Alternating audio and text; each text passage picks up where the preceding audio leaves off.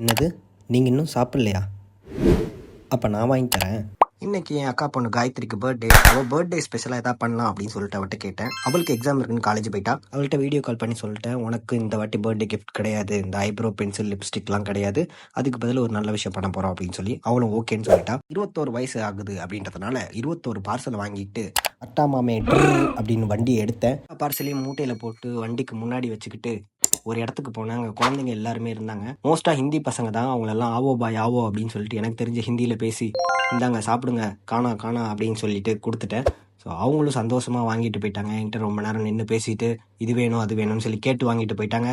இன்னைக்கு 365 acts of கைண்ட்னஸோட video சூப்பராக போயிடுச்சு அப்படின்றத இந்த வீடியோவில் பார்த்து நீங்களும் தெரிஞ்சிருப்பீங்க. அடுத்த ஒரு வீடியோவில் வந்து நான் உங்களை சந்திக்கிறேன். மறக்காமல் வந்து உங்களோட தாட்ஸை கமெண்ட்டில் போட்டுருங்க. அண்ட் சப்ஸ்கிரைப் பண்ணாதான் எனக்கும் கொஞ்சம் ஹாப்பியாக இருக்கும். Thank you so much. பபாய்.